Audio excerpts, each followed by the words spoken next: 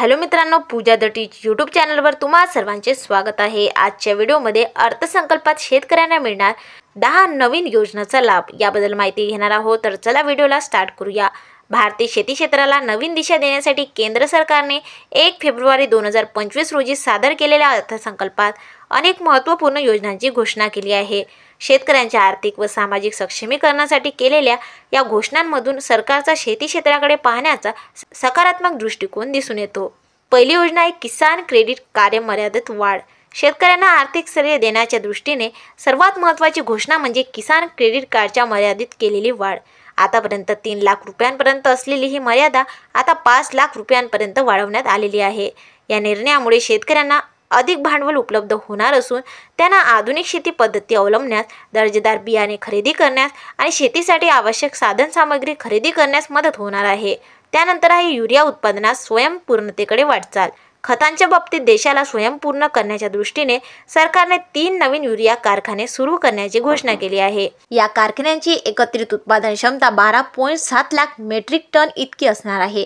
या निर्णयामुळे एका बाजूला युरियाची उपलब्धता वाढणार आहे, तर दुसऱ्या बाजूला परकीय चलनाची बचत होणार आहे। त्यानंतर आहे मखाना उत्पादकासाठी विशेष मंडळ।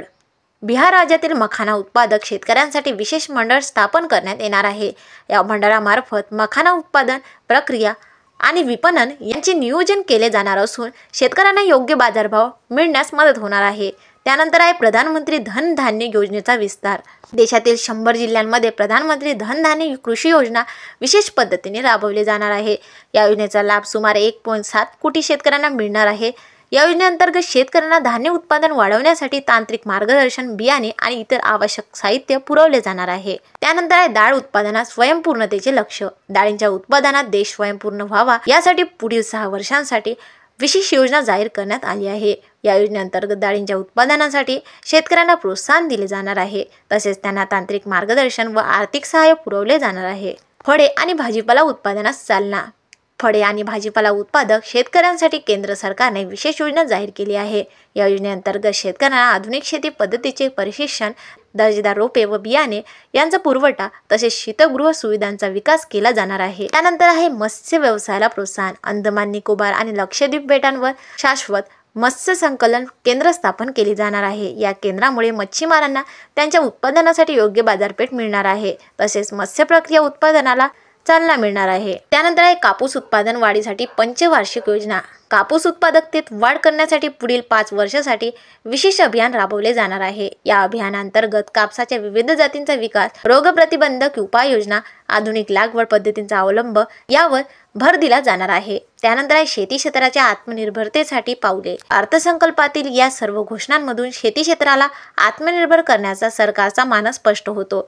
यासाठी एकीकृत दृष्टिकोन ठेवून विविध योजनांची आखणी करण्यात आली आहे।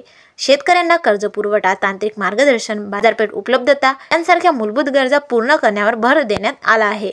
2025 ते 26 या अर्थसंकल्पातील या घोषणांमधून शेतकऱ्यांच्या समग्र विकासाचा विचार केल्याचे दिसते। किसान क्रेडिट कार्ड मर्यादेतील वाढ, युरिया उत्पादनातील स्वयंपूर्णता, डाळ उत्पादन वाढीसाठीची योजना, फळे व भाजीपाला उत्पादनासाठीचे प्रोत्साहन यांसारख्या निर्णयांमधून शेतकऱ्यांच्या उत्पन्नात वाढ होण्यास मदत होणार आहे। तर मित्रांनो, आजच्या व्हिडिओमध्ये आपण बघितले की शेतकऱ्यांसाठी नवीन काय चेंजेस झालेले आहे। तर असेच व्हिडिओ बघण्यासाठी या चॅनलला सबस्क्राईब करा आणि जर व्हिडिओ आवडला असेल तर या व्हिडिओला लाईक करा। धन्यवाद।